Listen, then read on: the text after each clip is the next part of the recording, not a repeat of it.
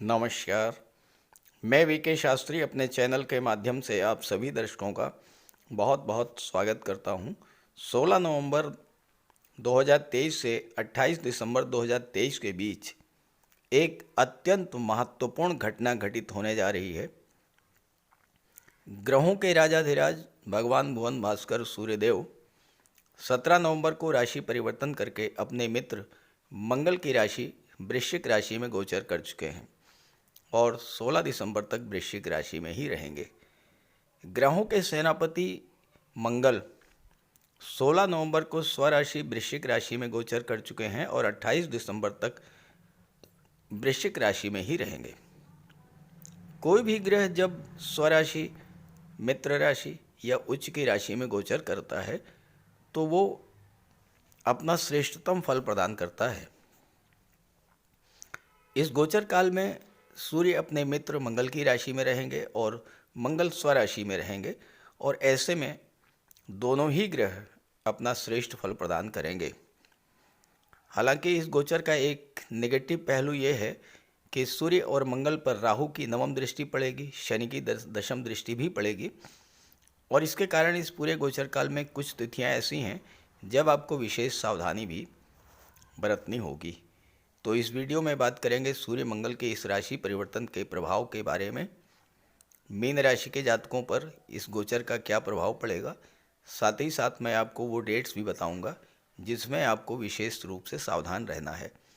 ये विश्लेषण आपकी चंद्र राशि के आधार पर किया जा रहा है, यानी चंद्रमा आपकी जन्म कुंडली में जिस राशि में गोचर कर रहे हैं वही आपकी चंद्र राशि होगी और आपको उसी के आधार पर इस वीडियो को समझना है। तो ये है मीन राशि के जातकों की कुंडली। आपके लग्न के स्वामी हैं देवगुरु बृहस्पति।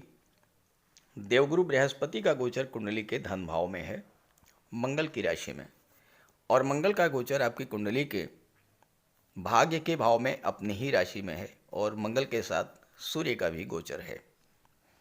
शनि आपकी कुंडली के 12वें भाव में गोचर कर रहे हैं और राहु आपके लग्न भाव में देवगुरु की राशि में गोचर कर रहे हैं। ये तो हैं ग्रह स्थितियां। सूर्य और मंगल ये भाग्य भाव में गोचर कर रहे हैं। भाग्य भाव में मंगल का गोचर, सूर्य का गोचर भाग्य को पूरी तरह से बदलने वाला सिद्ध होगा। सूर्य भाग्य भाव को चमका देंगे। मंगल क्या है? मंगल ऊर्जा के कारक हैं। आपको किस भाव से ऊर्जा मिलेगी, कहां पर आप एनर्जेटिक फील करेंगे? नवम भाव में। मंगल की दृष्टि 12वें भाव पर पड़ेगी, आपको आपकी ऊर्जा 12वें भाव में होगी। तीसरे भाव पर दृष्टि पड़ेगी, तीसरे भाव से आप एनर्जेटिक फील करेंगे और मंगल की दृष्टि चौथे भाव पर होगी तो चौथे भाव से भी आपको एनर्जी मिलेगी। चौथे भाव का, तीसरे भाव का, 12वें भाव का और नवम भाव का, इन चारों ही भाव का फल आपको सूर्य और मंगल प्रदान करेंगे। अब सूर्य यहाँ पर छठे भाव के स्वामी हैं। अब छठे के स्वामी होकर के 12वें भाव में गोचर कर रहे हैं, मंगल के साथ हैं। छठा भाव क्या होता है? छठा भाव नौकरी का होता है। भाग्य के भाव में बैठे हैं सूर्य और मंगल। दोनों ही शासन प्रशासन के कारक हैं, राजनीति के कारक हैं, दोनों ही उच्च पद के कारक हैं, डिफेंस और गेम्स और स्पोर्ट्स के कारक हैं। और छठा भाव कंपटीशंस का होता है, नौकरी का होता है, सर्विस सेक्टर का होता है। छठे भाव के स्वामी होकर के सूर्य जब आपकी कुंडली के भाग्य के भाव में गोचर करेंगे तो इस समय एक तो मंगल के कारण आप अपने अंदर असीम ऊर्जा का संचार महसूस करेंगे, आपके अंदर का आलस्य दूर होगा। कैसी भी, कितनी भी बड़ी कंपटीशन हो, उस कंपटीशन को आप बीट करेंगे और नौकरी, स्पेशली गवर्नमेंट जॉब आपको मिलने का योग बन जाएगा। नवम भाव जो है उच्च शिक्षा का होता है और मंगल की दृष्टि 12वें भाव पर पड़ रही है। उच्च शिक्षा के लिए विदेश जाने का आपका बहुत बड़ा योग बनेगा। किसी कारण से आपकी शिक्षा अधूरी रह गई थी, या आप उच्च शिक्षा से दूर हट रहे थे, इस समय आपका मन ये होगा कि मैं अपनी स्टडीज़ को कंटिन्यू करूं, अपनी पढ़ाई जारी रखूं, उच्च शिक्षा प्राप्त करूं किसी अच्छे इंस्टीट्यूट में या विदेश में, और इस कार्य में मंगल और सूर्य आपकी पूरी पूरी सी हेल्प करेंगे। नवम भाव जो होता है ये पिता का होता है, गुरु का होता है। सूर्य और मंगल का जो गोचर है ये वृश्चिक राशि में है। सूर्य मंगल ये दोनों अग्नि तत्व ग्रह हैं, और वृश्चिक राशि क्या है? वृश्चिक राशि जल तत्वीय राशि है। तो वृश्चिक राशि में सूर्य और मंगल का जब गोचर होगा तो सूर्य और मंगल के भीतर की जो अग्नि है वो शांत होगी, यानी आपके क्रोध पर, आपके गुस्से पर, आपकी जल्दबाजी पर वृश्चिक राशि में गोचर इस पर रोक लगेगी। और किसी कारण से अगर आपके पिता से, आपके गुरु से आपके रिलेशंस खराब हो गए थे तो सूर्य और मंगल के प्रभाव से वो रिश्ते आपके अच्छे होंगे। पिता और गुरु का आपको सहयोग मिलेगा।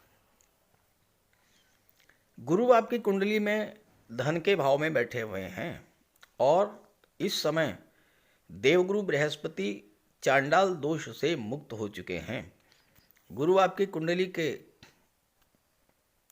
दशम भाव के स्वामी हैं, कर्म भाव, जहाँ से आपके कैरियर का विचार किया जाता है। तो गुरु के प्रभाव से आपको इस समय अपने कार्य क्षेत्र से धन की प्राप्ति होगी।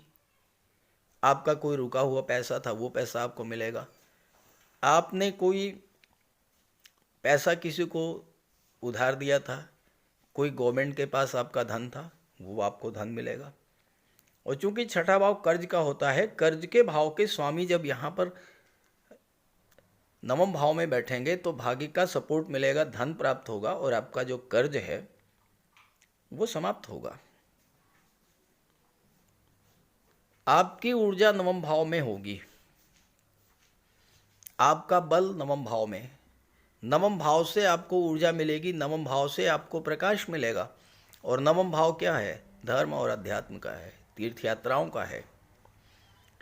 आप नोट कर लीजिए, 16 नवंबर से 28 दिसंबर के बीच जितना अधिक आप धर्म कर्म से अपने आप को जोड़ेंगे, तीर्थ यात्रा पर जाएंगे, देवदर्शन के लिए जाएंगे, उतना ही आपको सूर्य मंगल का फल मिलेगा।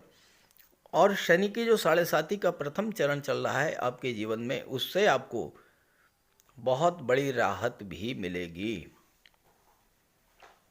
मंगल की दृष्टि 12वें भाव पर और मंगल की दृष्टि तीसरे भाव पर।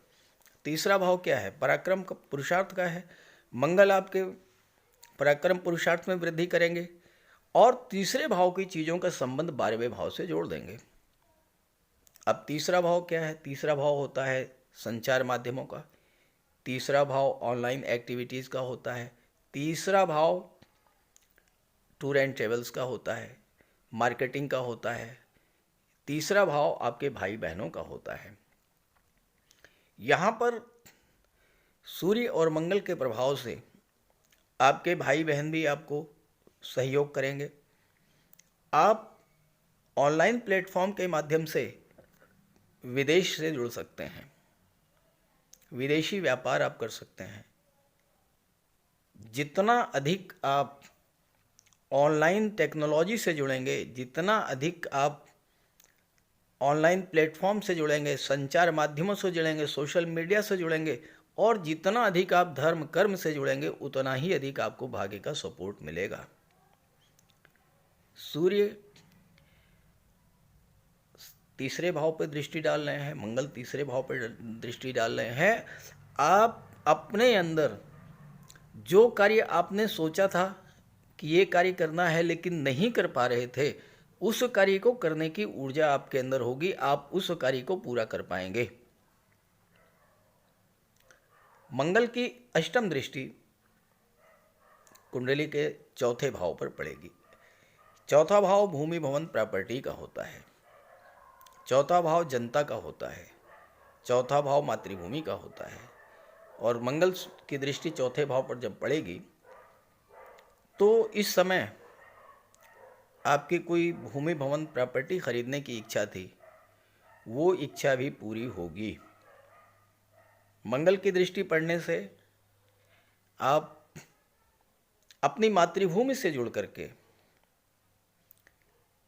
या फिर विदेश से जुड़ करके, दोनों ही स्थिति में आपको सफलता मिलेगी। क्योंकि मंगल 12वें भाव पर भी दृष्टि डाल रहे हैं और मंगल चौथे भाव पर भी।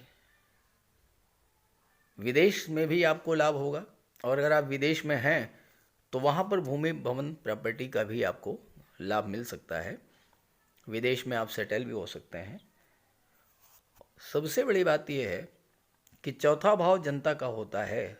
सूर्य जो है शासन प्रशासन के कारक होते हैं। मंगल, गुरु, ये ग्रह जब अच्छी स्थिति में होते हैं तो जो लोग राजनीति से जुड़े हैं, जो लोग जनता से जुड़े हुए हैं, चाहे वो शासन प्रशासन में हो या पॉलिटिक्स में हो, उनके लिए इस समय भाग्य साथ देगा।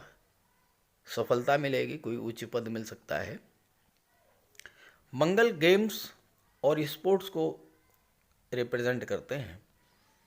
जो लोग गेम्स से जुड़े हुए हैं, इस समय उनके विदेश जाने का योग बनेगा। 16 नवंबर से 28 दिसंबर के बीच में विदेश जा कर के आप अपने पराक्रम का प्रदर्शन कर सकते हैं। गेम्स के कोई भी, किसी भी तरह का कोई भी गेम हो, उसमें आप जा कर के अपनी प्रतिभा का लोहा मनवाएंगे लोगों से। वहाँ से आपको धन भी मिलेगा, मान सम्मान भी प्राप्त होगा।